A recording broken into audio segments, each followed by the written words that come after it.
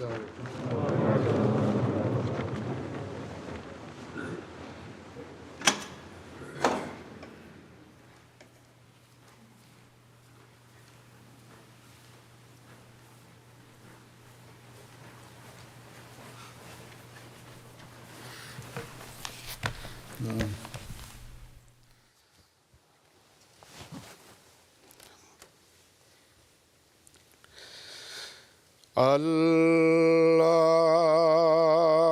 أكبر.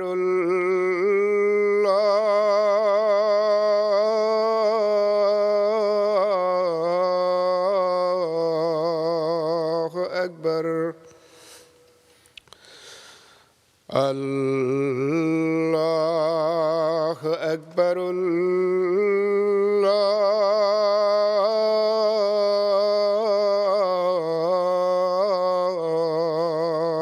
أكبر. أشهد أن لا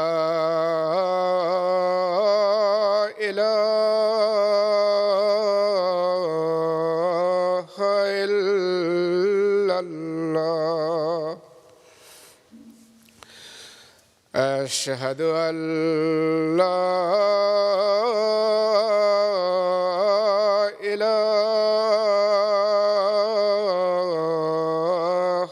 إلا الله.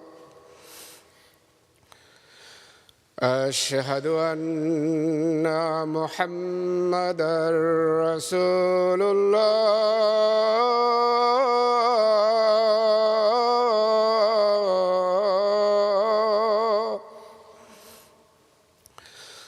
أشهد أن محمدًا رسول الله. حي على الصلاة.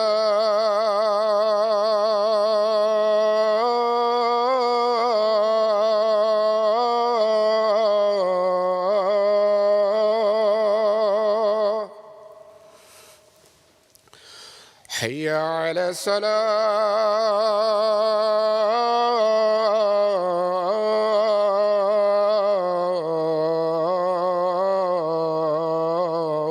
الصلاة. حي على الفلاح.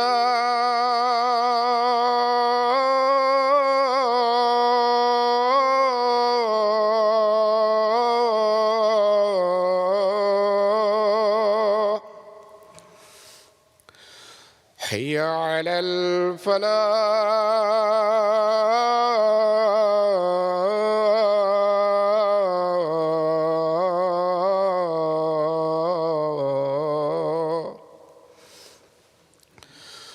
الله أكبر.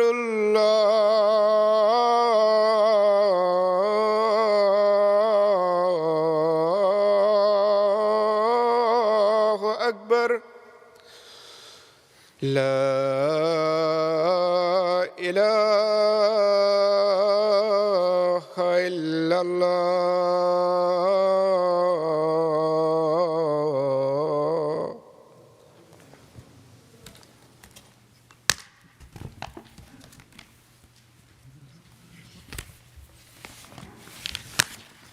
السلام عليكم ورحمة الله.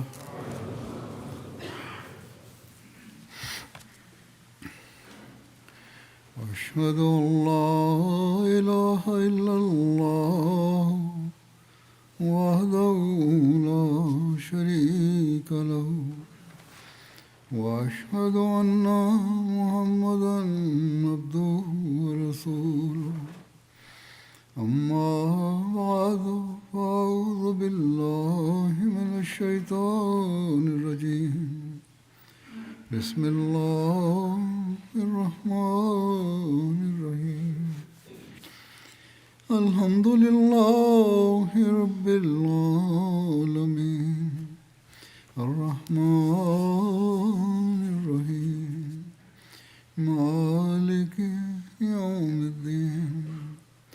إياك نعبد وإياك نستعين. اهدنا الصراط المستقيم. صراط الذين أنعمت عليهم غير المغضوب عليهم ولا الضالين.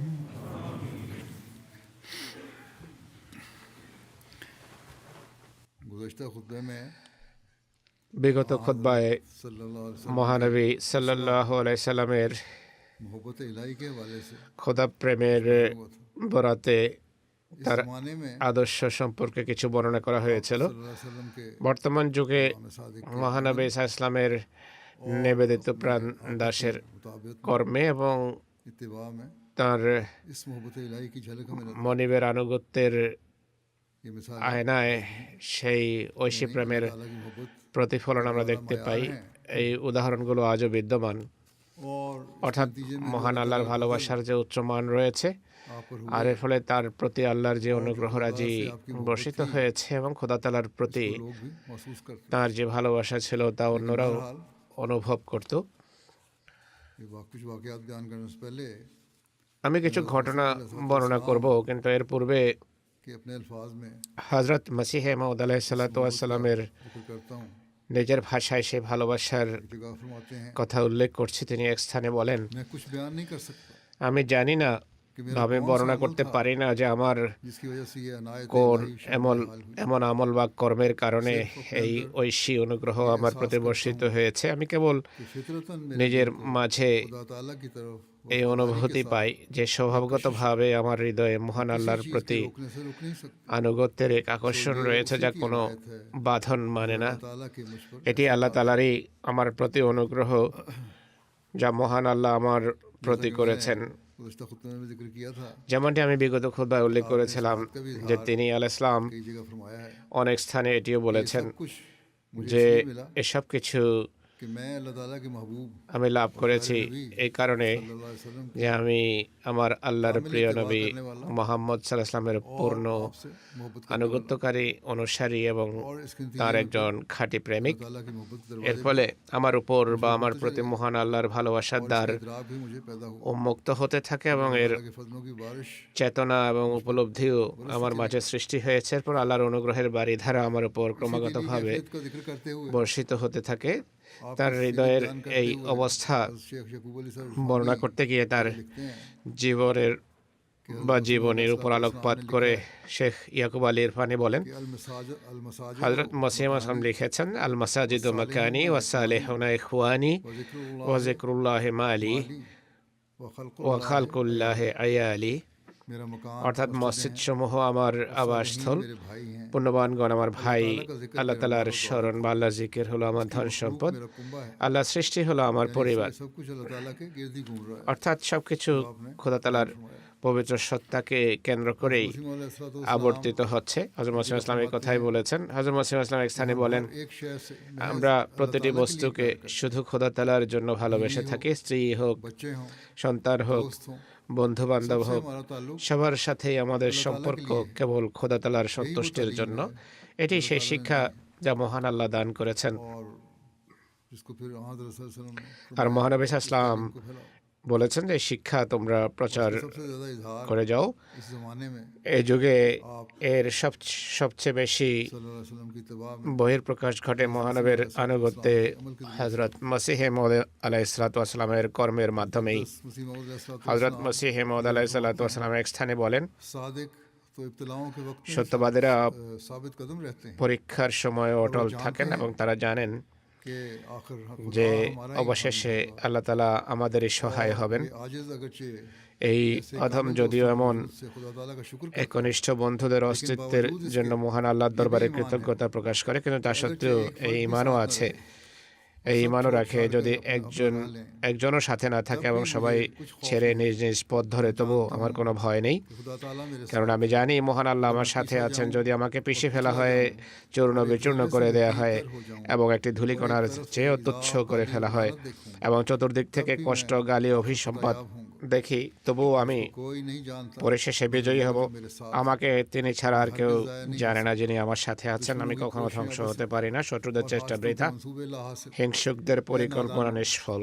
और अंधों হে নির্বোধ ও অন্ধরা, से पहले कौन আমার सादिक পূর্বে लाया होगा কোন সত্যবাদী ধ্বংস হয়েছে যে আমি ধ্বংস হয়ে যাব? कि सच्चे वफादार কোন को खुदा ने সত্যনিষ্ঠ जिल्लत के साथ हलाक कर অনুগত दिया। ব্যক্তিকে আল্লাহ অপমানের সাথে ধ্বংস করেছেন যে আমাকে ধ্বংস করবেন? নিশ্চিতভাবে कान खोल कर सुनो মনে রেখো এবং কান খুলে শোনো যে আমার আত্মা ধ্বংস হওয়ার মতো আত্মা নয় नाकामी का এবং আমার প্রকৃতিতে ব্যর্থতার কোনো উপকরণ নেই। আমাকে সেই মনোবল এবং নিষ্ঠা দান করা হয়েছে যার সামনে পাহাড় তুচ্ছ। আমি কারো পরোয়া করি না। আমি একাকী ছিলাম এবং একাকী থাকাতে অসন্তুষ্ট ছিলাম না। क्या खुदा मुझे আল্লাহকে আমাকে ছেড়ে দেবেন? কখনোই ছাড়বেন না। क्या वो मुझे जाया कर তিনি কি আমাকে ধ্বংস করে দেবেন? भी जाया नहीं करे কখনোই ধ্বংস করবেন না। শত্রুরা লাঞ্ছিত হবে এবং হিংসুকরা লজ্জিত হবে, আর আল্লাহ তার বান্দাকে প্রতিটি ময়দানে বিজয় দান করবেন। इसके साथ আমি তার সাথে আছি এবং তিনি আমার সাথে আছেন। কোনো কিছুই আমাদের এই বন্ধন ছিন্ন করতে পারে না। আমি তার সম্মান ও প্রতাপের শপথ করে বলছি और आखिरत যে দুনিয়া ও আখেরাতে আমার কাছে তার চেয়ে প্রিয় আর কিছু নেই। जारी नहीं कि उसके दीन की अजमत जाहिर हो, যে তার ধর্মের শ্রেষ্ঠত্ব প্রকাশিত হবে, তার মহিমা উদ্ভাসিত হবে এবং তারই জয় জয়কার হবে। তার অনুগ্রহে আমি কোনো পরীক্ষায় ভীত নই। एक इब्तला नहीं करोड़ এক পরীক্ষা নয় বরং কোটি পরীক্ষা হলেও के मैदान পরীক্ষার ময়দানে के जंगल में এবং দুঃখ কষ্টের অরণ্যে আমাকে শক্তি দান করা হয়েছে।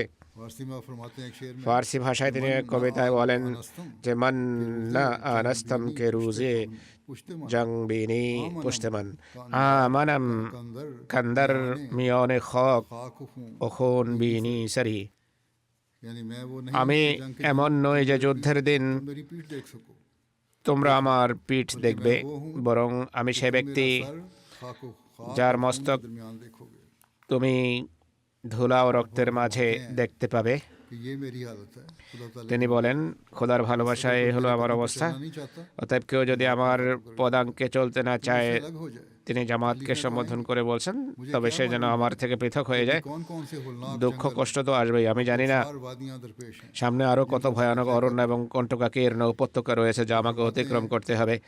তিনি আরো বলছেন, আমরা কি ভূমিকম্প দেখে ভয় পেতে পারি? खुदा ताला की राह में আমরা কি মহান আল্লাহর পথে পরীক্ষায় আতঙ্কিত হয়ে পড়ব? हम अपने प्यारे खुदा আমরা কি আমাদের প্রিয় খোদার কোনো পরীক্ষায় তার থেকে বিমুখ হতে পারি? কখনো নয়, কখনো হতে পারি না।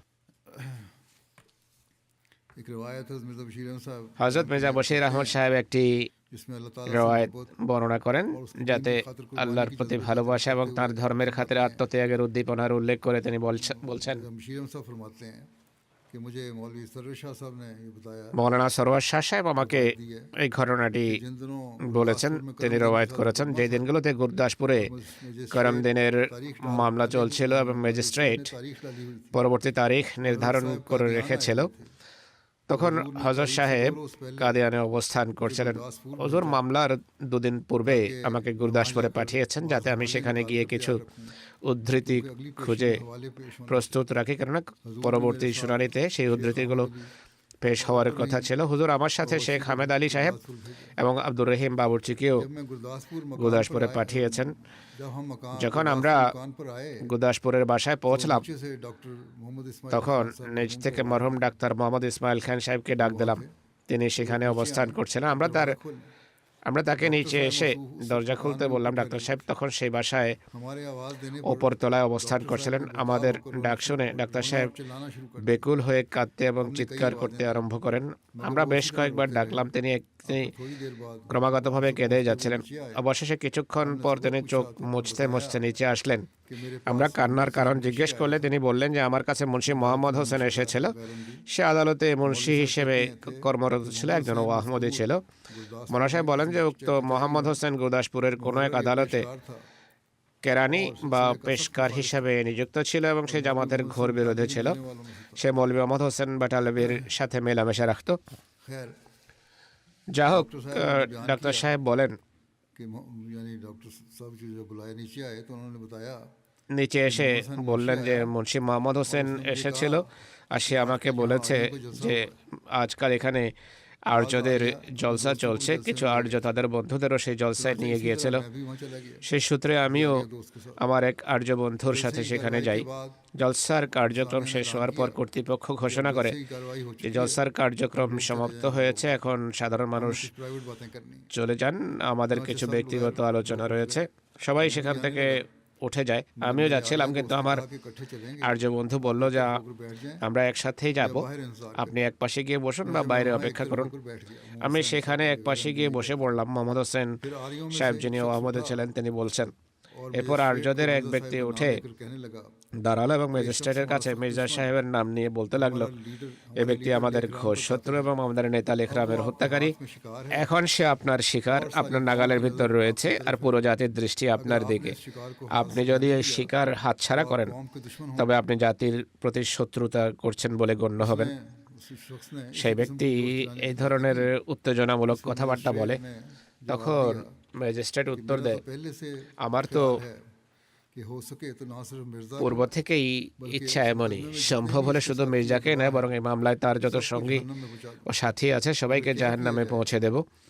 কিন্তু मैं ऐसी होशियारी से चलाया जा रहा है কি করব, মামলা এমন বিচক্ষণতার সাথে পরিচালনা করা হচ্ছে अब मैं अहद যে কোনো খোঁজ পাওয়া যাচ্ছে না। का कुछ हो তবে এখন আমি প্রতিজ্ঞা করছি যে যাই হোক না কেন अमल में ले এই প্রথম শুনানিতেই আমি আইনি ব্যবস্থা গ্রহণ করব। মৌলানা সাহেব বলেন, कि डॉक्टर साहब ডাক্তার সাহেব करते थे বর্ণনা कि मोहम्मद हुसैन मुझसे कहता था করতেন कि যে आप মোহাম্মদ नहीं হোসেন समझ रहे होंगे আমাকে कि अदालती कार्रवाई से क्या বলছিল, আপনি হয়তো বুঝতে পারেননি যে আইনি ব্যবস্থা বলতে কি বোঝানো হয়েছে। এর অর্থ হলো প্রত্যেক ম্যাজিস্ট্রেটের कि शुरू या दौरान मुकदमा ক্ষমতা থাকে মামলার শুরুতে बगैर जमानत को বা মামলা চলাকালে যখনই চায় আসামিকে জামিন না দিয়ে গ্রেপ্তার করে হাজতে পাঠাতে পারে।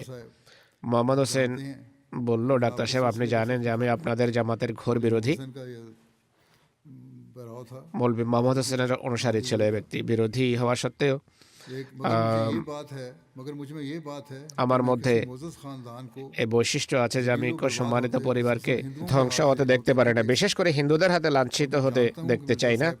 আর আমি জানি মির্জা সাহেবের পরিবার এ জেলায় সবচেয়ে বেশি সম্মানিত।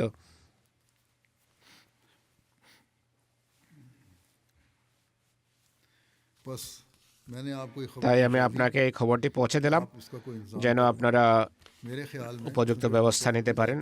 সে আসলে নিজের মতামত ব্যক্ত করেছিল যে দুটো প্রস্তাব আছে। कोर्ट में यहाँ से একটি হলো এখান থেকে মামলাটি চিফ কোর্টে স্থানান্তরের চেষ্টা করা হোক, कोर्ट कहते थे হাইকোর্ট বা চিফ কোর্ট বলা হতো সেই যুগে।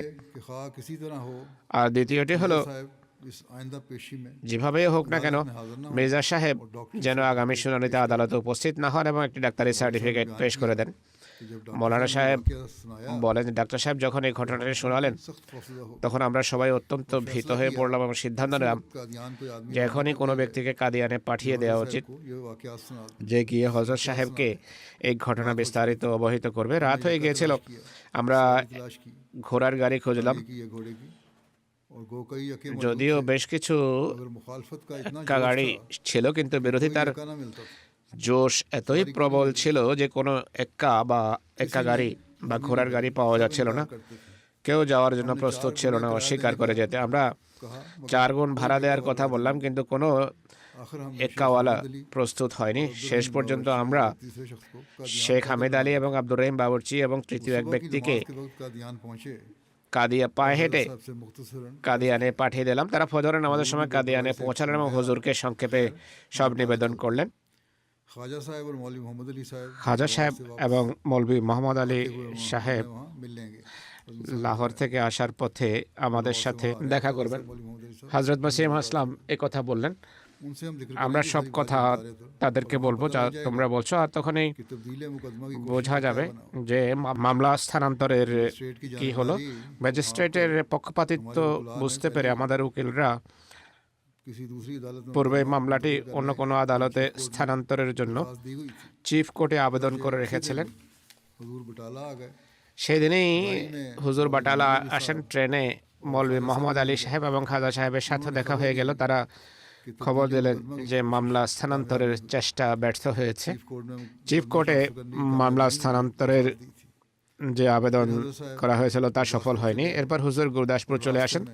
ख्वाजा साहब পথিমধ্যে খাজা সাহেব এবং মৌলভী সাহেবকে এই ঘটনা সম্পর্কে नहीं की आपने इस बारे में कि वो আর কিছু বলেননি, তাদের সাথে কোনো আলাপ করেননি। मुकाम पर হুজুর গুরদাসপুরের অবস্থান স্থলে যখন পৌঁছলেন, অভ্যাস অনুযায়ী चारपाई पे चले गए। একটা পৃথক কামরায় খাটিয়ার উপর গিয়ে শুয়ে পড়েন। कहते हैं মৌলভী সাহেব বলেন যে আমার बदन के रोंग তখন শরীরের লোম কাটা দিয়ে ওঠে যে এখন কি হবে, मजिस्ट्रेट ने बड़ा কারণ ম্যাজিস্ট্রেট খুব দৃঢ় সংকল্প ছিল। के बाद कहते हैं मुझे बुलाया মৌলানা সাহেব বলেন কিছুক্ষণ পর হুজুর আমাকে ডাকলেন। আমি যখন ভিতরে গেলাম তখন হযরত সাহেব তার দুই হাতের अपने सर के আঙ্গুলগুলো और পরস্পরের सीधे लेटे মধ্যে ঢুকিয়ে মাথার নিচে দিয়ে চিত হয়ে শুয়েছিলেন, होकर সোজা হয়ে শুয়েছিলেন। कोने के बाल আমার যাওয়ার পর তিনি একদিকে কাত হয়ে কোণের উপর ভর দিয়ে হাতের তালুতে मुझसे মাথা রেখে শুয়ে পড়লেন आपको इसलिए बुलाया है कि এবং আমাকে বললেন আমি আপনাকে পুরো ঘটনা শোনার জন্য ডেকে পাঠালাম। তখন কামরায় অন্য কেউ ছিল না, मियां शादी खान শুধু দরজায় মিয়া শাদি খান দাঁড়িয়েছিলেন। আমি পুরো কাহিনী শোনালাম যে কিভাবে इस्माइल खान साहब আমরা এখানে এসে ডাক্তার ইসমাইল খান সাহেবকে ने मुंशी मोहम्मद ক্রন্দনরত অবস্থায় পেয়েছিলাম। এরপর কিভাবে ডাক্তার সাহেব क्या वाकया सुनाया মুন্সি মোহাম্মদ হোসেন दूर खामोशी से আসার ঘটনা শোনালেন এবং মোহাম্মদ হোসেন কি বলেছিল। यानी এ শিকার শব্দ ব্যবহার করেছিল। তো আমি যখন শিকার শব্দটিতে পৌঁছলাম, হঠাৎ করে হুজুর उठी উঠে বসে গেলেন। তার চোখ দুটি উজ্জ্বল হয়ে উঠল এবং তার চেহারা মোবারক লাল হয়ে গেল। का शिकार हूँ তিনি গর্জে উঠে বললেন আমি তার শিকার, আমি শিকার নই, शेर हूँ আমি সিংহ, আর তাও আবার খোদার সিংহ। भला खुदा के शेर সে কি খোদার সিংহের উপর হাত দেওয়ার দুঃসাহস রাখে? সে এমনটি করে তো দেখুক। अल्फाज कहते हुए आपके এই আওয়াজটি বলার সময় হুজুরের আওয়াজ এতটা উচ্চকিত ছিল যে কামরার বাইরের সবাই চমকে উঠল এবং বিস্ময়ের সাথে अंदर कोई भी সেদিকে মনোযোগ নিবদ্ধ করলো। তবে কামরার ভেতরে কেউ প্রবেশ করেনি। হুজুর বেশ কয়েকবার खुदा के शेर के খোদার সিংহ শব্দগুলো পুনরাবৃত্ত করেন। সে সময় হুজুরের চোখ, যা সাধারণত সবসময় शेर की आंखों অবনমিত থাকে शोला की तरह चमकती এবং আধো इतना सुर्ख था আধো বোঝা থাকতো, সত্যি সিংহের চোখের মতো বড় বড় হয়ে আগুনের শিখার মতো জ্বলজ্বল করছিল এবং চেহারা মোবারক এতটাই রক্তিম ছিল যে সেদিকে তাকানো যাচ্ছিল না। के सामने पेश এরপর হুজুর বলেন আমি কি করব? कि मैं तेरे दीन की আমি তো খোদার সামনে নিবেদন করেছি আমি তোমার ধর্মের জন্য নিজের হাত ও পায়ে লোহা পড়তে প্রস্তুত আছি, শিকল পরার জন্য প্রস্তুত, হাত কড়া कुछ नहीं होता পরার জন্য প্রস্তুত, मुझे फर्क नहीं पड़ता इससे কোনো ক্ষতি হবে না এতে আমার। वो कहता है यानी अल्लाह ताला कहता है कि नहीं কিন্তু আল্লাহ তাআলা বলছেন যে না, আমি তোমাকে লাঞ্ছনা থেকে রক্ষা করব इज्जत के साथ बरी करूंगा এবং সম্মানের সাথে তোমাকে মুক্তি দেব।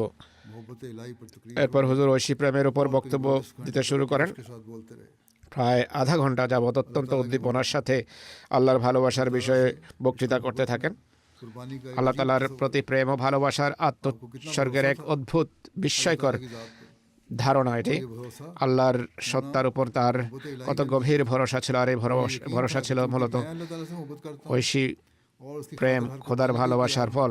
তার এই দৃঢ় বিশ্বাস ছিল যে যেহেতু আমি আল্লাহ তাআলাকে ভালোবাসি এবং তার খাতিরে প্রতিটি কোরবানি দিতে প্রস্তুত, তাই আল্লাহ তাআলা আমাকে কোশ্চিনকালে ধ্বংস করবেন না। लेफ्टिनेंट पुलिस कैप्टन लिमार चंद অনুরূপ একটি ঘটনা नाम के कत्ल के शुरू হলো একবার একজন পুলিশ সুপারিনটেন্ডেন্ট ক্যাপ্টেন यहाँ आया লেমারচ্যান্ড পণ্ডিত লেখরামের হত্যাকাণ্ডের সন্দেহে इतला हुई তার সিপাহী ও লস্কর সহ অতর্কিতভাবে কাদিয়ানে আসে এবং মীর নাসির নবাব সাহেব এই সংবাদ শুনতে পারেন। दी हुई आवाज में তিনি অত্যন্ত বিচলিত অবস্থায় মসিম ইসলামের নিকট উপস্থিত হন। তিনি রুদ্ধ কণ্ঠে অতি কষ্টে নিবেদন করেন যে সুপারিনটেন্ডেন্ট গ্রেপ্তারি পরোয়ানা এবং হাত কড়া নিয়ে এগিয়ে আসছে। नूरुल कुरान হুজুর তখন নুরুল কোরআন রচনা করছিলেন।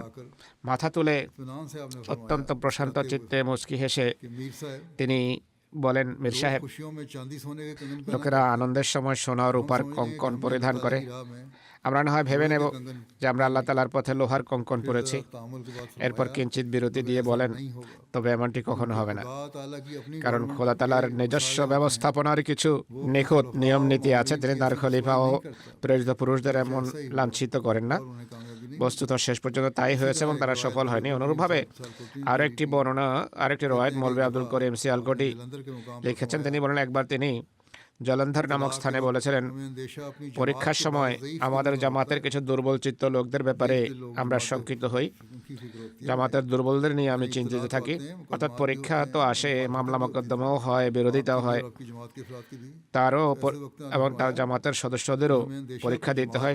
এমন সময় তিনি বলেন, আমি আমার জামাতের কিছু দুর্বল চিত্ত, দুর্বল ইমানদারদের ব্যাপারে শঙ্কিত থাকি। मेरा तो ये हाल है তিনি বলেন আমার मुझे অবস্থা साफ হলো आवाज आवे যদি আমি পরিষ্কার এই আওয়াজ শুনতে পাই है और যে তুই कोई मुराद हम पूरी नहीं বঞ্চিত বিতাড়িত এবং তোর কোনো আকাঙ্ক্ষাই আমি পূর্ণ করব না, তবু খোদা তালার কসম और खिदमत दीन এই में कोई এলাহি कमी वाक़या नहीं। খোদা তালার প্রেম এবং ধর্মের খেদমতে কোনো ঘাটতি আসবে না। তখন আমি আল্লাহ তালাকে ছাড়বো না, মহব্বত হ্রাস পাবে না, কারণ আমি তাকে দেখেছি। अल्लाह ताला पर तवक्कुल খোদার यकीन है, পবিত্র সত্তায় আমার मेरे ভরসা আছে, দৃঢ় বিশ্বাস আছে। जो मर्जी हो जाए। যাই হোক, আমার ভালোবাসায় ঘাটতি আসবে না। एक रिवायत बयान একইভাবে নবাব মুবারকা বেগম সাহেব একটি कहती हैं कि রওয়ায়াত अपने सबसे बड़े महबूब বর্ণনা করেন। आप अपने তিনি বলেন सबसे बढ़कर महबूब নিজের সর্বশ্রেষ্ঠ প্রিয়তম সত্তা অর্থাৎ के रूह तन के जरा जरे में খোদা তালার প্রতি ভালোবাসা তার রন্ধ্রে রন্ধ্রে প্রবহমান ছিল, যা তার প্রতিটি কথা ও কাজে সবসময় প্রকাশ পেত। नमाज के भी আমি নামাজের সময় ছাড়াও बेकरीन মসিহে মদ আলাহ ইসলামকে নিজের দয়াময় প্রভুকে অত্যন্ত আকুল হয়ে ডাকতে শুনেছি। কেবল নামাজের অবস্থায় নয়, कर दुआ में সাধারণ অবস্থায় ও বেকুলতার সাথে দোয়া করতে শুনেছি। তিনি কি বলতেন? मेरे प्यारे তিনি বলতেন, আমার প্রিয় আল্লাহ, আমার প্রিয় আল্লাহ, আমার প্রিয় আল্লাহ। पुकारते जाते थे। তিনি এমনভাবে आवाज गोया ডাকতে থাকতেন, कि मैं इस वक्त भी সে আওয়াজ যেন আজও আমি শুনছি, আর এখনো আমি যেন তার চোখ থেকে অশ্রু প্রবাহিত হতে দেখছি। आपके आंसू बहते देख रही हूँ मैं। ये नज़ारा मेरे सामने है। এই দৃশ্য আমার সামনে আছে। उस वक्त एक नक्शा खींचे। তিনি সেই সময়কার এক চিত্র অঙ্কন করেছেন खुदा ताला के लिए তার প্রিয় চিরন্তন খোদার প্রতি তার আত্মিক मजीद पेश करते মর্যাদাবোধের একটি চাক্ষুষ নমুনা আমি তুলে ধরছি। তিনি বলছেন, এই ছিল দোয়ার অবস্থা যা আমি দেখেছি। हैं। वाकई पेश करते তবে একটি ঘটনাও উল্লেখ করছি। हैं कि आप हुजरे में थे, লেখেন, তিনি কামরায় ছিলেন, বাইরে যাওয়ার कहीं जा रहे थे बाहर। প্রস্তুতি নিচ্ছিলেন, मैं आपके पास थी। কোথাও যাওয়ার ছিল। हमारी ताई साहिबा की আমি তার खातिमा खास, কাছে ছিলাম। जो ताई साहिबा के करीबन আমার চাচি সাহেবার খাস পরিচারিকা, যিনি तम्मा जान के पास आई, চাচির সাথে আহমদী হয়েছিলেন, হযরত আম্মাজানের কাছে এলেন এবং আত্মীয়তার খাতিরে তার নিকট আমাদের চাচা মির্জা ইমামউদ্দিনের মৃত্যুতে সমবেদনা প্রকাশ করা আরম্ভ করেন। मुंह से ये लफ्ज निकले, যখন সেই মহিলার মুখ থেকে শব্দ বের হচ্ছিল যে তিনি বড়ই ভালো মানুষ ছিলেন, বড় চাঙ্গা বান্দাসি, मुस्लिम अलैहिस्सलातु পাঞ্জাবিতে বলে, बाहर निकले। সেই মুহূর্তে হযরত মসিহ ইসলাম বাইরে বেরিয়ে এলেন। তার চেহারা মোবারক রাগে লাল হয়ে গিয়েছিল। তিনি নিজ হাতের লাঠিতে মাটিতে আঘাত করে বলেন, দুর্ভাগা, তুই আমার ঘরে বসে আমার খোদার শত্রুর প্রশংসা করছিস। बरगश्ता थे, মির্জা ইমামউদ্দিন ইসলাম ছেড়ে দিয়েছিল এবং আল্লাহ তাআলার इतने बर्दाश्त কে সে উপহাস করত। कि घर में তার আত্মমর্যাদাবোধ এটি সহ্য করতে পারেনি যে ঘরে বসে তার उसमें लिखती हैं, তার আলোচনা হোক। जलाल आपकी आवाज নবাব মুবারকা বেগম সাহেব লেখেন যে এমন প্রতাপ তার কণ্ঠে ছিল যে সেই মহিলা সেখান থেকে দ্রুত পালিয়ে যায়। देहरिया थे, মির্জা ইমামউদ্দিন নাস্তিক दोबारा कर सकते थे। ছিল এবং एक देहरिया की इसके তিনি এটি সহ্যই করতে পারতেন না যে তার ঘরে একজন নাস্তিকের এভাবে প্রশংসা করা হবে। अपने अपने आका हजरत मोहम्मद रसूल তিনি তার মনে হযরত মুহাম্মদ রাসূলুল্লাহ সাল্লাল্লাহু আলাইহি ইসলামের অনুসরণে वानी से ही শৈশব ताला की मोहब्बत में এবং যৌবন থেকেই খোদা তাআলার প্রেমের সময় কাটিয়েছেন। मिर्जा बशीर अहमद साहब হযরত মির্জা বশির আহমদ সাহেব এক রওয়ায়াতে লিখেছেন, जमींदार এক শিখ জমিদারের বিবরণ এটি, যিনি হযরত মসিহ মাউদ আলাইহিস সালামের নিকট से नौकरी का पैगाम আমাদের দাদাজানের পক্ষ থেকে চাকরির পয়গাম নিয়ে এসেছিলেন। बड़ा अफसर या रईस একবার একজন বড় অফিসার বা अफसर या रईस ने প্রভাবশালী কোনো ব্যক্তি আমাদের দাদাজানের কাছে জিজ্ঞেস করে, कहूं कि आपका एक छोटा लड़का भी है। আমি শুনেছি আপনার একটি ছোট ছেলেও আছে, কিন্তু আমরা তো তাকে কখনো দেখিনি। दादा साहब ने দাদাজান মুচকি হেসে বললেন, मुस्लिम असलम के वालिद ने, মসিহ মাউদ ইসলামের हाँ, मेरा एक পিতা छोटा लड़का বললেন तो है, যে হ্যাঁ, मगर वो ताज़ा আমার शादी একটি शुदा ছোট लड़कों ছেলে की আছে, तरह कम কিন্তু ही সে नजर आता है। নববধূর মতো খুব কমেই उसे देखना हो, বাইরে আসে। তাকে যদি দেখতে হয় তো মসজিদের কোনো কোণে গিয়ে দেখো। वो तो मुसीतर है। এই রওয়ায়াতটি মেরাজউদ্দিন সাহেব ওমরও বিস্তারিত राजदीन साहब उमर ने भी वजाहत से लिखा লিখেছেন।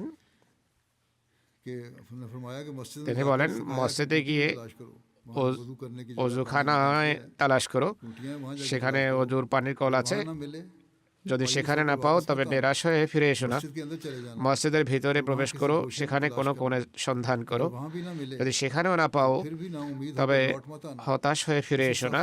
কোনো একটি চাটাইয়ে पेट कर खड़ा कर गया होगा। দেখো, হয়তো কেউ তাকে চাটাই দিয়ে পেঁচিয়ে এক পাশে খাড়া করে রেখে গিয়েছে, इतनी हालत हो चुकी है, কারণ সে তো জীবন থাকতেই মৃত, অর্থাৎ খোদার প্রেমে বিলীন হওয়ার অবস্থা এমন ছিল।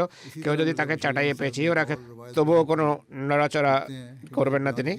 অনুরূপভাবে মির্জা বশির আহমদ সাহেব আরেকটি রওয়ায়াত বর্ণনা করছেন। তিনি বলেন, হাজী আব্দুল মজিদ সাহেব লুধিয়ানভি আমাকে नीम का दरख्त था, বলেন যে একবার হুজুর লুধিয়ানায় ছিলেন। আমার বাড়িতে একটি নিম গাছ ছিল। বর্ষাকালে হওয়ার পর পাতাগুলো অত্যন্ত সবুজ ও সুন্দর হয়ে যায়। হুজুর আমাকে বলেন, হাজী সাহেব, इस दरख्त के पत्तों এই গাছের পাতাগুলোর দিকে দেখুন, কত সুন্দর हाजी साहब कहते हैं হাজি कि সাহেব मैंने বলেন उस वक्त সেই देखा সময় আমি দেখলাম कि आपकी आंखें তার आंसुओं से भरी हुई চোখ थी। অশ্রুসিক্ত, अल्लाह ताला की कुदरत, অশ্রুতে उसकी পরিপূর্ণ। मोहब्बत আল্লাহ তালার याद आ পবিত্র गई শক্তি ও और इस वजह से उसको খোদার कहने का ভালোবাসার फैसला কথা স্মরণে मुस्लिम आओ তৎক্ষণাৎ তার চোখ দিয়ে অশ্রু গড়িয়ে পড়ে। यहाँ एक शख्स হজরত थे, মুসলিহ बाद में মাউদ वो बहुत রাদিয়াল্লাহু আনহু बड़े বলেন, बुजुर्ग এখানে हुए এক ব্যক্তি ছিল, और हजरत साहब পরবর্তীতে से उनका बड़ा ताल्लुक था। অত্যন্ত নিষ্ঠাবান আহমদী হয়ে গিয়েছিল। হুজুরের সাথে তার গভীর हजरत সম্পর্ক साहब ছিল, उनसे কিন্তু 20 साल तक नाराज रहे। আহমদী হওয়ার পূর্বে হুজুর वजह ये 20 थी বছর পর্যন্ত তার कि প্রতি हजरत साहब को অসন্তুষ্ট ছিলেন। এর एक কারণ बात से হলো सख्त इंतबास हो गया। হুজুর তার একটি और वो কথায় इसका খুবই एक लड़का মনোকষ্ট পান, मर गया।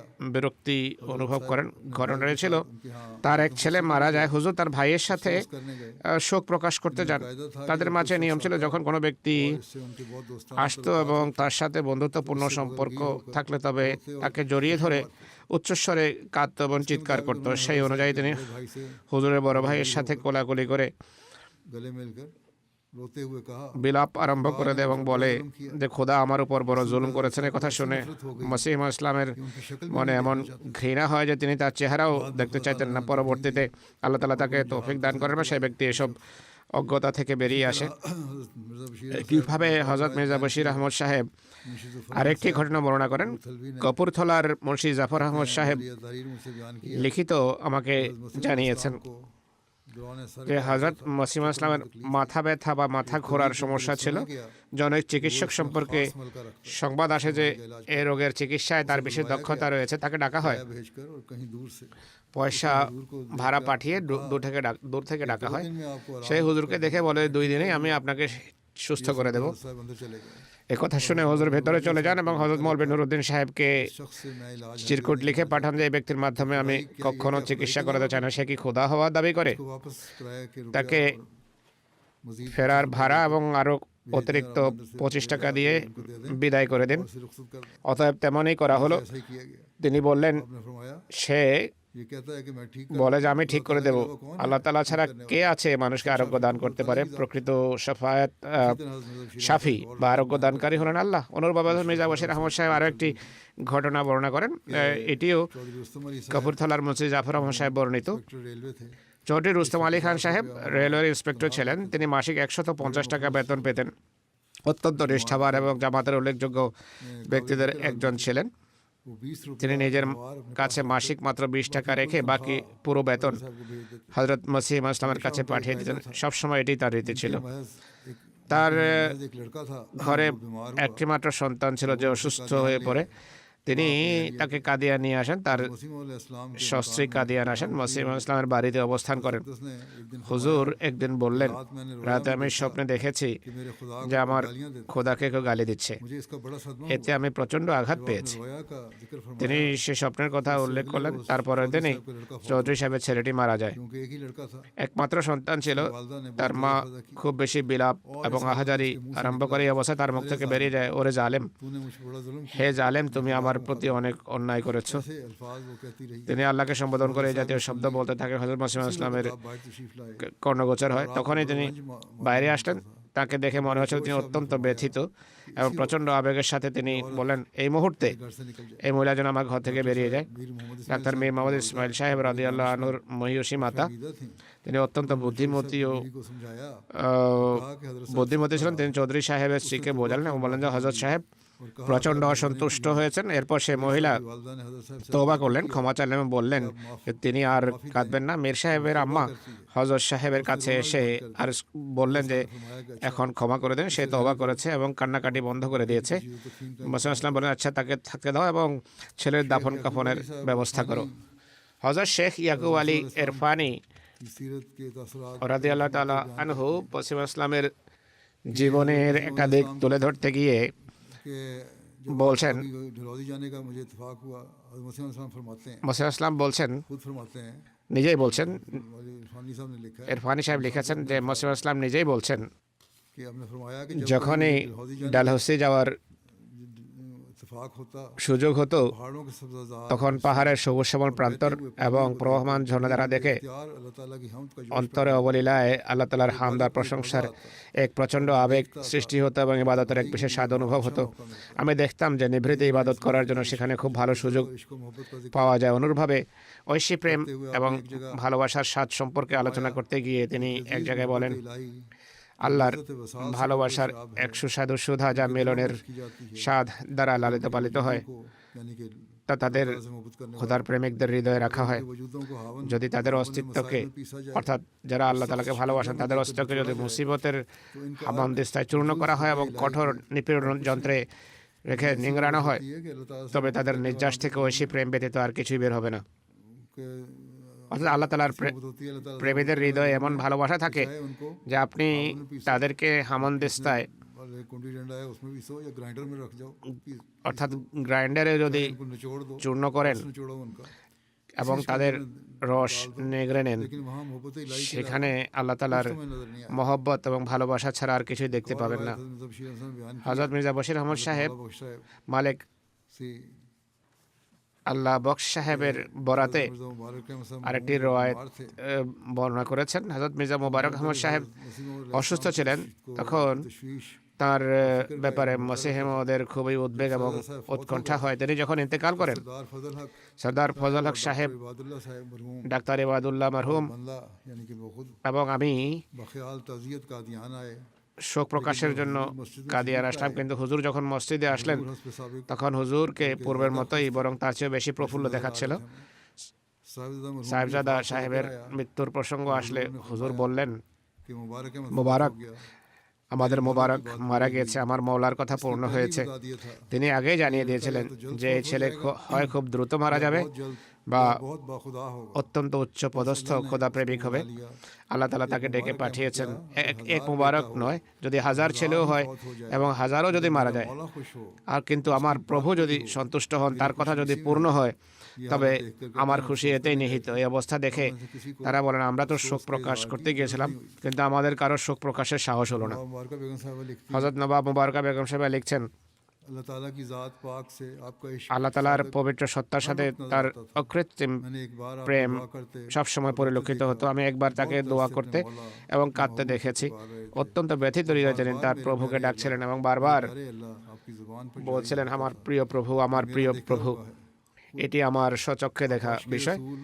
তিনি আলাইহিস সালাম ছিলেন রসূল প্রেমিক, आपके चेहरे पर उसी का তার মহান রবের প্রেমিক। आपकी ज़ुबान তার চেহারায় সেই প্রেমের নূর বা জ্যোতি বিদ্যমান ছিল, তার জিহ্বায় সেই নূর, সেই জ্যোতি জারি ছিল, তার পবিত্র মুখ নিঃসৃত কথাতে সেই নূরের ঝর্ণা প্রবাহ পরিলক্ষিত হতো, কিন্তু যারা অন্তরের অন্ধ তারা তা দেখতে পায়নি।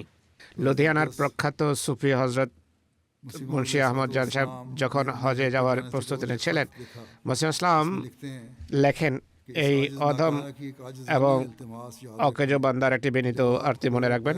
যখন আল্লাহ তাআলার অনুগ্রহে আপনি বাইতুল্লাহ জিয়ারতের সুযোগ পাবেন, তখন সেই প্রশংসনীয় স্থানে, বরকতময় স্থানে অধম বান্দার পক্ষ থেকে ঠিক এই শব্দগুলোতেই দীনতা এবং হীনতার সাথে হৃদয়ের সমস্ত আকুতি ঢেলে নিবেদন করবেন हमारे दिल उठाकर हारिश करें कि ए अरहमुर যে, হে সবচেয়ে দয়ালু প্রভু, राहिम जो नाकारा হিন্দুস্তান দেশে অবস্থানকারী তোমার এক বিনয়ী অযোগ্য পাপী मुल्क हिंद में है ও নালায়েক দাস ये अर्ज है আহমদের নিবেদন হলো, হে আরহামুর রাহিমিন, তুমি আমার প্রতি সন্তুষ্ট হও, याद और गुनाहों আমার ভুল ত্রুটি ও পাপসমূহ ক্ষমা করো, কেননা তুমি ক্ষমাশীল ও দয়ালু। जिससे तू बहुत আর আমার হাতে সেই কাজ করাও যাতে তুমি नफ्स में আমার প্রতি সন্তুষ্ট হবে, আমার এবং আমার নফসের মাঝে পূর্ব পশ্চিমে দূরত্ব সৃষ্টি করো, আমার জীবন এবং আমার মৃত্যু এবং আমার যা কিছু শক্তি আছে তা তোমার পথেই উৎসর্গ করো। তোমারই ভালোবাসায় আমাকে জীবিত রাখো, তোমারই ভালোবাসায় আমায় মৃত্যু দাও, कामिल मुहिब्बीन में उठा তোমারই কামেল ए अरहमुर राहिमीन এবং जिस काम की इशाअत के लिए প্রেমিকদের সাথে আমার উত্থান করো। হে আরহামুর রাহিমিন, যে কাজের প্রচারের জন্য তুমি আমাকে আদিষ্ট করেছো এবং যে খেদমতের জন্য তুমি আমার হৃদয়ে প্রেরণা সৃষ্টি করেছো, তাকে তোমার অনুগ্রহে পূর্ণতা দান করো। এই অধমের हुज्जतुल হাতে मुखालिफिन ইসলাম বিরোধীদের উপর, जो इस्लाम की खूबियों से बेखबर যারা ইসলামের গুণাবলীর সম্পর্কে অবগত নয়, তাদের উপর ইসলামের শ্রেষ্ঠত্বের প্রমাণ দাও। এই অধমকে এবং আমার की हिमायत में रख মুখলের সাথী এবং সমমনাদের তোমার ক্ষমা এবং করুণা চাদরে রেখে और सबको দিন ও দুনিয়ায় তাদের অভিভাবক হয়ে যাও এবং সবাইকে তাদের उसके आलो সন্তুষ্টির নিবাসে পৌঁছে দাও।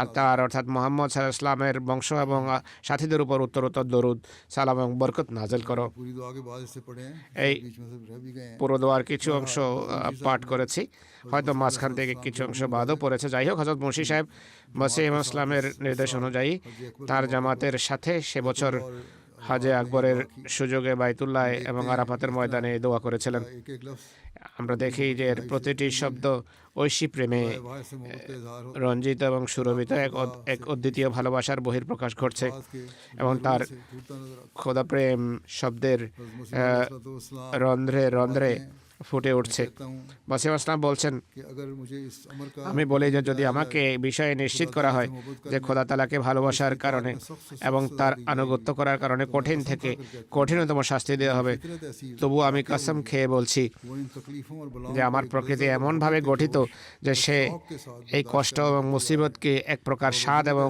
প্রেমের আবেগ এবং বেকুলতার সাথে সহ্য করতে প্রস্তুত। আর আযাব এবং দুঃখের ভয় দেখানো সত্ত্বেও আমার হৃদয়ে খোদার আনুগত্য এবং এতাআত থেকে বিন্দুমাত্র বাইরে যাওয়াকে হাজার বরং অগণিত মৃত্যুর চেয়ে অধিক এবং সকল দুঃখ কষ্টের সমষ্টি বলে মনে করে। তিনি বলেন, সেই মানুষ কতই না দুর্ভাগা যে এখনও জানে না যে তার একজন খোদা আছেন যিনি প্রতিটি বিষয়ে সর্বশক্তিমান। আমাদের জান্নাত, আমাদের খোদা, আমাদের সর্বোচ্চ স্বাদ আমাদের আল্লাহতে নিহিত, কেননা আমরা তাকে দেখেছি। প্রতিটি সৌন্দর্য তার মাঝে পেয়েছি।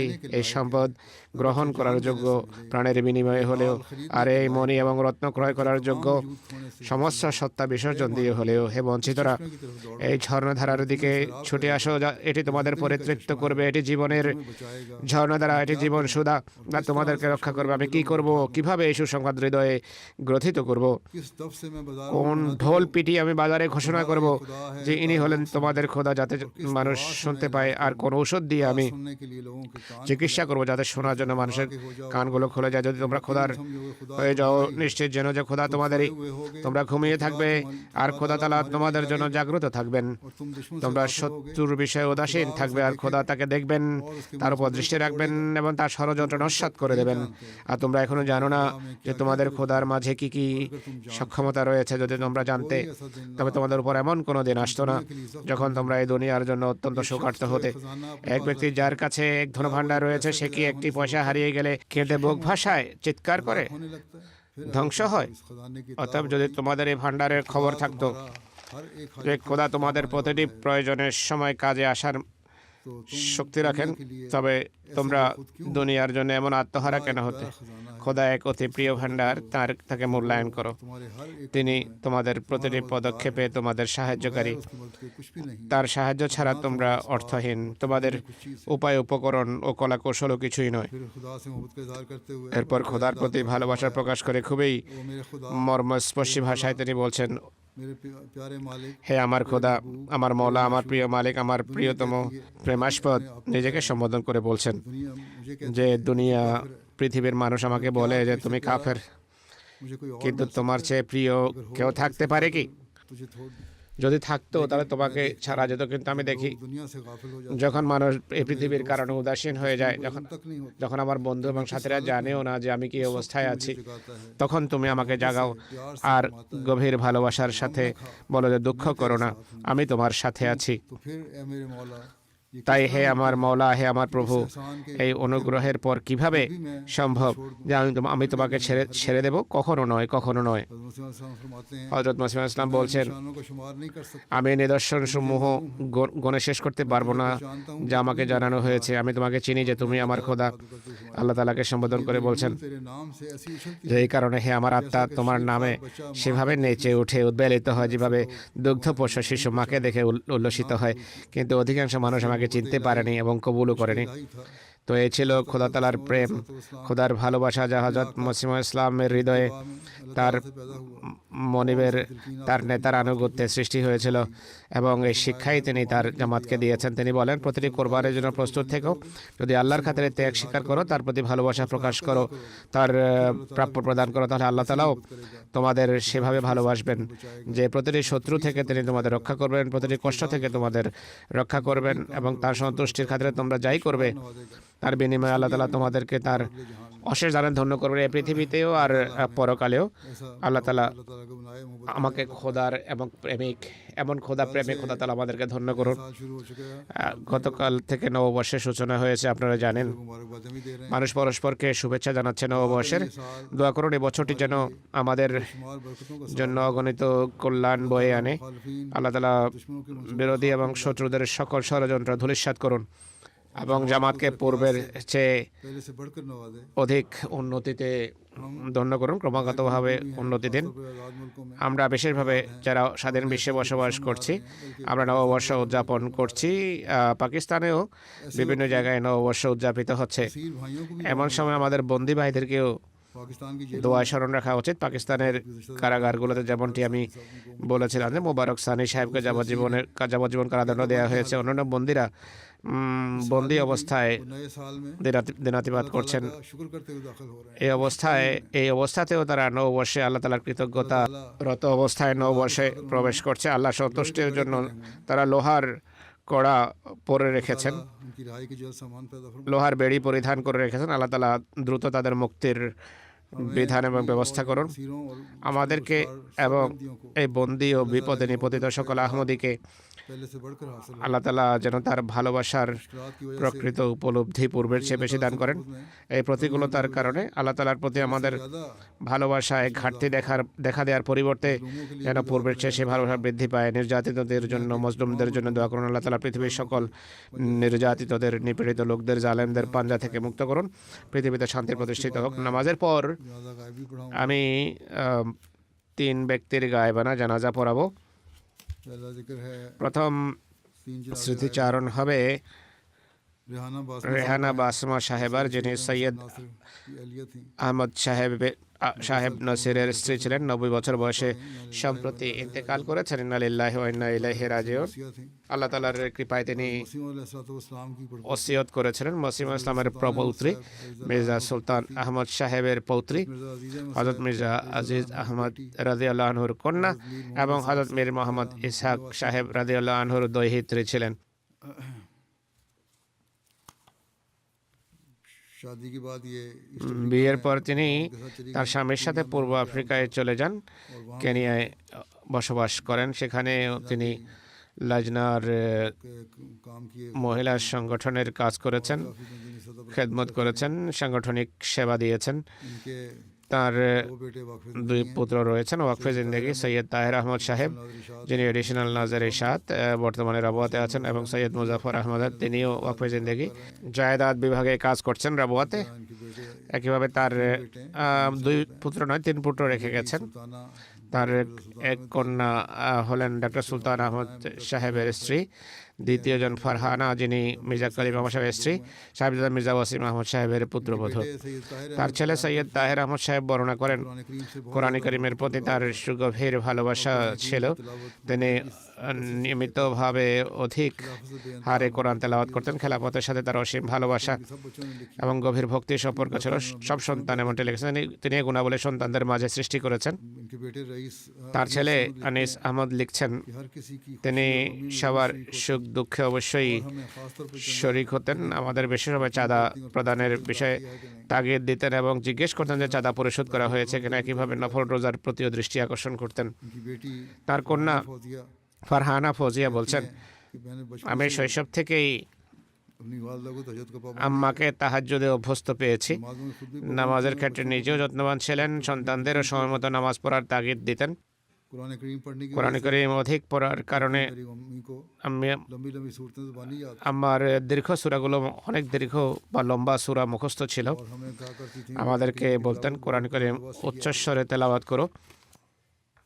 और कुरान करीम को बार बार কোরআন বারবার मुताले পাঠ এবং গভীরভাবে অধ্যয়ন করার কারণে पैदा हो गई थी। তার মাঝে বৈশিষ্ট্য तलावत में भी তৈরি হয়েছিল যে আমরা দূরে বসে তেলাওয়াত করতে গিয়ে কোনো ভুল করলে তিনি তা ধরতেন এবং সংশোধন করতেন। नवाज बहुत ज़्यादा थे। একইভাবে তিনি অত্যন্ত অতিথি পরায়ণ ছিলেন।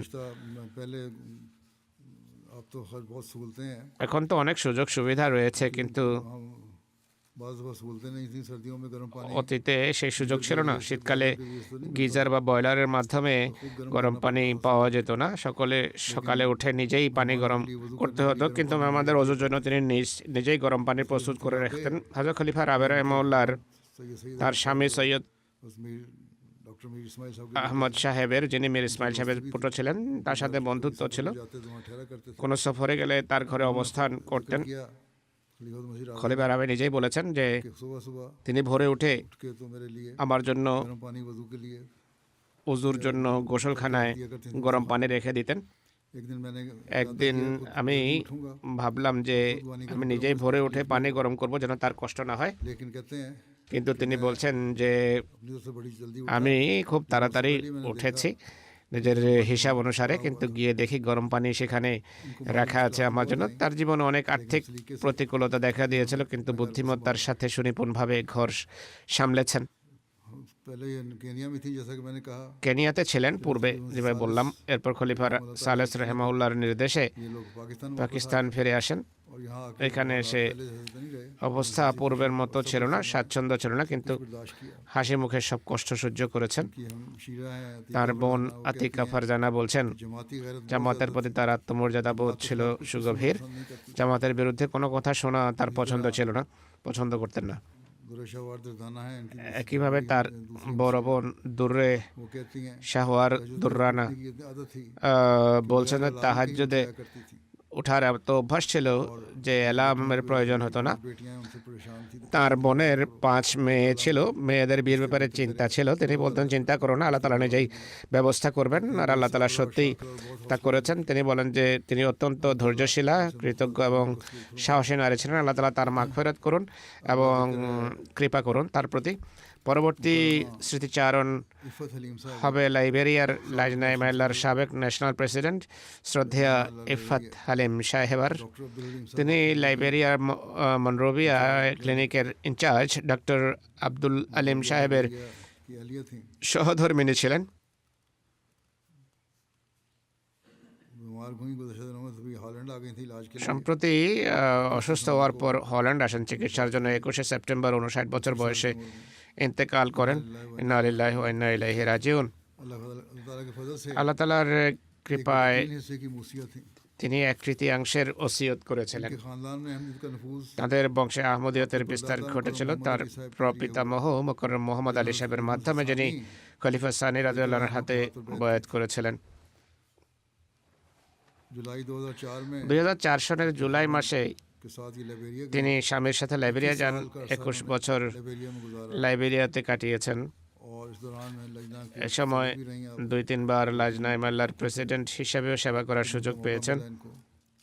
और इस वक्त की वफात के মৃত্যুর সময়ও তিনি लजना की সদর লাজনা হিসেবে দায়িত্ব পালন तजद्दुद করছিলেন। रोज़ों का एहतमाम करने তাহাজ্জুদ গুজার ছিলেন, রোজা রাখতেন, নিয়মিত से बेइंतहा ताल्लुक কোরআন তেলাওয়াত করতেন, খেলাফতের সাথে সুগভীর সম্পর্ক এবং ভালোবাসার বহিঃপ্রকাশ করতেন।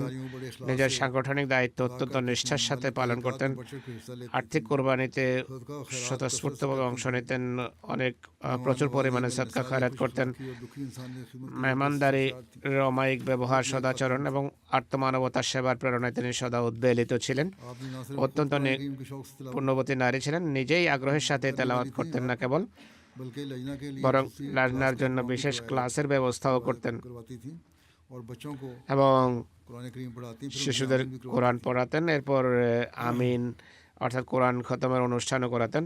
मेहमान नवाजी का আতিথেয়তার ক্ষেত্রে তার মাঝে এক অনন্য গুণ ছিল। और सिर्फ चंद दिनों तक मेहमानदारी नहीं करती थी, তিনি কেবল 2-1 দিনের জন্য আতিথেয়তা করতেন না, বরং অনেক দিন ধরে লোকজন তার বাড়িতে মেহমান হিসাবে नवाजी किया करती থাকতো এবং তিনি অত্যন্ত হাসি মুখে তাদের আতিথেয়তা করতেন। রমজান মাসে कायदगी से हमेशा নিয়মিতভাবে और रफ्तारी का সেহরি এবং जो ज़रूरतमंद थे उनके ইফতারের ব্যবস্থা করতেন অভাবীদের জন্য বা যাদের প্রয়োজন থাকতো তাদের জন্য। आपकी इस सिफत को যারা बड़ी इस सिफत का তাকে যারা চিনতেন তারা সবাই তার এই গুণের কথা অত্যন্ত ভালোবাসার সাথে উল্লেখ করেন। सदर हैं आरफा साहिबा, আরফা সাহেবা হালকা সদর, नमाजों की पाबंदी তিনি বলছেন তার নামাজের নিয়মিত নামাজ পড়ার বিষয়ে তিনি বলছেন কোনো সময় তার ঘরে যাওয়ার पाबंदी का ये हाल था। সুযোগ হতো। करते हुए अगर नमाज का वक्त हो जाता কা- तो कहती हैं কাজ করতে গিয়ে নামাজের সময় হয়ে গেলে তিনি বলতেন काम करेंगे। আমরা প্রথমে নামাজ পড়বো, এরপর অন্য কাজ করব। किसी किस्म का ये नहीं था कि কখনো এমন ছিল না যে আগে কাজ শেষ করব তারপর নামাজ পড়বো, এটি তার রীতি ছিল না। প্রথমে নামাজ, এরপর অন্য কাজ। फरुख शबीर साहब मुबल्लिग हैं। অনুরূপভাবে লাইবেরিয়ার মোবাল্লেগ ফারুক শাব্বির সাহেব বলছেন सलीम साहिबा की ইফাত হালিম সাহেবার ব্যক্তিত্বকে যদি কয়েকটি শব্দে বর্ণনা করতে হয় তবে এটি যথেষ্ট হবে अहमियत का हकीम যে তিনি ছিলেন আহমদিয়তের এক প্রকৃত इसी तरह वहाँ के প্রতিচ্ছবি। একইভাবে স্থানীয় লাইবেরিয়ান মোবাল্লেগ মোমো করুমা সাহেবা বলছেন कहते हैं मुझे मुतअद्दिद আমার मौके पर उनसे বহুবার मिलने और তার बातचीत साথে करने का সাক্ষাৎ मौका করার मिला এবং কথা বলার সুযোগ হয়েছে। और हर बार প্রতিবারেই मैं ये महसूस करता আমার था মনে হয়েছে जैसे मैं एक যেন ऐसी আমি माँ से এমন এক गुफ्तगू कर মায়ের रहा সাথে हूँ কথা বলছি जिसकी अपने औलाद যার के लिए নিজের मोहब्बत সন্তানদের कोई हद প্রতি नहीं होती। ভালোবাসার কোনো সীমা নেই। आपकी अपनी तो कोई औलाद তার नहीं थी। নিজের কোনো সন্তান ছিল না। उस्मान गाने मियाँ हैं, इसके अलावा তিনি उन्होंने 2 তার बच्चे अडॉप्ट किए थे। অবর্তমানে স্বামী রেখে एक तो গেছেন। এছাড়া দুটি দত্তক সন্তান ছিল अपने তার। भाई का একজন बेटी তার দেবরের মেয়ে उसको लिया और যাকে তিনি লালন পালন बड़ा করেছেন 14 साल की है। এবং সেই মেয়েটি এখন 14 বছরের, एक और लाइब्रेरियन পড়ালেখা लड़का है, করছে। আরেকজন उसको লাইব্রেরিয়ান साम्बा। ছেলে, নাম হলো আহমদ उसको মাসুর भी छोटी সাম্বা। उम्र में गोद लिया তাকেও তিনি और শৈশবেই उसके দত্তক बच्चों की নেন এবং तरफ নিজের उसने সন্তানদের মতো पढ़ाया বড় लगाया। করেন। आजकल वो जामिया अहमदी इंटरनेशनल আজকাল ঘানা জামিয়া আহমদিয়া ইন্টারন্যাশনালে 5ম বর্ষের अल्लाह ताला ছাত্র। আল্লাহ তাআলা उनकी दुआएं এই कबूल সন্তানদের জন্য তার দোয়া গ্রহণ করুন এবং তাকে তার প্রতি ক্ষমা এবং মাগফিরাত করুন। तीसरा जिक्र है তৃতীয় স্মৃতিচারণ হবে अब्दुल अलीम अल মিশরের জনাব আব্দুল আলিম আল বারবারি সাহেব। তিনি সম্প্রতি 64 বছর বয়সে ইন্তেকাল করেছেন। ইন্না লিল্লাহি ওয়া ইন্না ইলাইহি রাজিউন। नेक मुखलिस और মরম অত্যন্ত পুণ্যবান, নিষ্ঠাবান এবং আত্মনিবেদিত বা নিবেদিত প্রাণ আহমদী ছিলেন।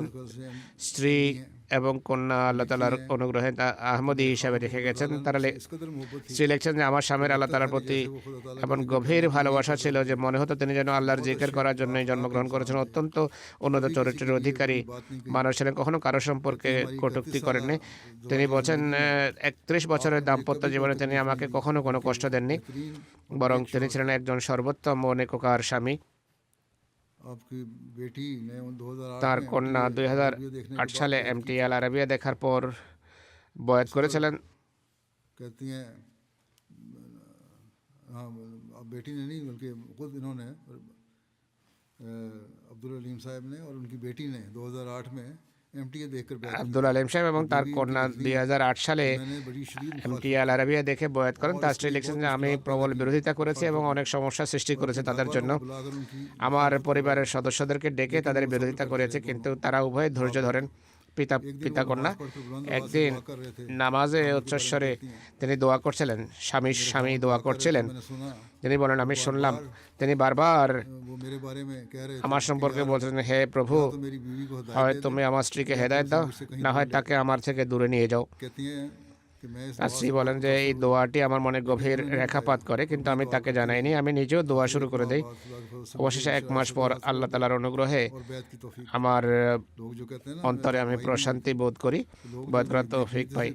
যারা বলেন যে আমরা দিক নির্দেশনা পাই না, তারা যদি সততার সাথে দিক নির্দেশনা চায়, আল্লাহ তাআলা দিক নির্দেশনা দিয়ে থাকেন। भाइयों ने शदीद বয়াতের পর তার ভাইয়েরা ভয়াবহ বিরোধিতা করে, কিন্তু তিনি ইমানের উপর প্রতিষ্ঠিত ছিলেন। एक आपके भाइयों ने एक मशहूर मौलवी को बुलाया তার भाइয়েরা এক প্রসিদ্ধ মৌলবীকে कोई अहमदी से बरगज़िश्ता ডাকে আহমদিয়ত থেকে लेकिन वो मौलवी नाकाम रहा क्योंकि ये लिखती हैं মুরতাদ করার জন্য মৌলবী ব্যর্থ হয়। স্ত্রী বলছেন আমার স্বামী তাকে जवाब दिया নিজ স্টাইলে একই উত্তর দিয়েছেন যে মসিহ ইসলামের সত্যতা আমার সামনে এত স্পষ্ট, इस कदर मेरे दिल में रासख আমার হৃদয়ে যে এতটা বদ্ধমূল अपने ईमान से नहीं फिर যে আমি আমার ইমান থেকে বিচ্যুত হতে পারি না। কেননা মসিহ ইসলামের মাধ্যমে আমি मार्फत हासिल हुई খোদা তাআলাকে সত্যিকার অর্থে চিনেছি, যা কোনো মূল্যে আমি বিসর্জন দিতে পারি না। मोहब्बत का এই ঠিক इजहार देखें किस तरह इंसान ने খোদার हमारे दिलों में भी पैदा ভালোবাসা কিভাবে আল্লাহ তাআলা মসিহ ইসলাম মানুষের হৃদয়ে সৃষ্টি করেছেন।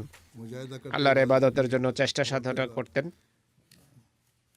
कहती हैं कि 11 साल बीमारी की तकलीफ बर्दाश्त की लेकिन অসুস্থতার 11 বছর খোদার সন্তুষ্টিতে কাটিয়েছেন। সবসময় বলতেন যে আল্লাহর সাথে সাক্ষাৎ করা পছন্দ করে, से मिलने को पसंद আল্লাহ তার সাথে সাক্ষাৎ করা পছন্দ করেন। और मौत की आखिरी दिनों में भी अल्लाह अल्लाह के জীবনের শেষ অন্তিম মুহূর্তগুলোতে আল্লাহ আল্লাহ শব্দের মুখ থেকে নিঃসৃত হয় তার। মিশরের প্রেসিডেন্ট সাহেব বলছেন যে আমি साख्ता इजहार তাকে জামাত এবং খেলাফতের लोगों ने उन्हें फितना ভালোবাসার মূর্ত প্রতীক দেখেছে। অনেকে তাকে পরীক্ষায় ঠেলে দেওয়ার চেষ্টা করেছে, কিন্তু বয়াতের অঙ্গীকারের উপর দৃঢ়ভাবে প্রতিষ্ঠিত ছিলেন। सैकड़ों गैर अहमदी लोगों ने গ্রামের সদস্য গায়ের আহমদি जनाजा আহমদীদের সাথে তার জানাজায় অংশ নিয়েছে। তার ছেলেও আহমদি, কিন্তু ছেলেকে নসিহত করেছেন अहमदी पढ़ाएंगे আমার জানাজা পড়াবে আহমদিরা। জামাতের প্রেসিডেন্ট সাহেব জানাজা পড়িয়েছেন। গায়ের আহমদি মসজিদে নামাজ পড়িয়েছেন আর গায়ের আহমদিরা তাতে অংশ নিয়েছে। बेटा अहमदी नहीं जैसा कि তার ছেলে আহমদি নয়, যেভাবে বললাম। लेकिन अच्छे अखलाक का मालिक है কিন্তু ভালো চরিত্রের অধিকারী। जमात के बारे में रिसर्च भी कर रहे हैं জামাত সম্পর্কে তিনি গবেষণা করছেন। আল্লাহ তাআলা তার প্রতি মাগফিরাত করুন। नदीम साहब ने তাহের নদীম সাহেবও তার সম্পর্কে লিখেছেন। 5 साल पहले मिस्र में गया তিনি বলেন যে কয়েক বছর পূর্বে মিশর গিয়েছিলাম, তার সাথে সাক্ষাৎ হয়েছে। সেখানে नदीम साहब তাহের নদীম সাহেব লিখছেন যে তার স্ত্রীর বয়াতের ঘটনা তিনি শুনিয়েছেন আমাকে। तो ये कहते हैं मेरा ईमान তিনি বলেন আমার शुरू से ही पुख्ता ঈমান শুরু থেকেই মসিমদের প্রতি দৃঢ় ছিল, কিন্তু আল্লাহ তাআলা আমার দোয়া बैत के जरिए গ্রহণ করে আমার স্ত্রীর বয়াতের মাধ্যমে আমার ঈমান আরো দৃঢ় করেছেন। কারণ কেউ ভাবতেও পারতো না যে সেই স্ত্রী शदीद मुखालिफ যিনি আমার ভয়াবহ বিরোধী ছিলেন जमाती इजलास এখন আমার সাথে জামাতের প্রতিটি অনুষ্ঠানে যান এবং সানন্দে জামাতের কাজ করেন। পরিষ্কার পরিচ্ছন্নতা, খাবার পাকানো, লাজনার সব কাজে অংশ নেয়া। इनके बच्चों को भी আল্লাহ তাআলা তাঁর সন্তানদেরও बीवी को भी তার স্ত্রী এবং কন্যাকে উত্তরোত্তর নিষ্ঠা এবং আন্তরিকতায় तो रहम का सलूक উন্নতি দিন। তার ছেলেকে সত্য গ্রহণের তৌফিক দিন এবং তাদের প্রতি মাগফিরাত করুন।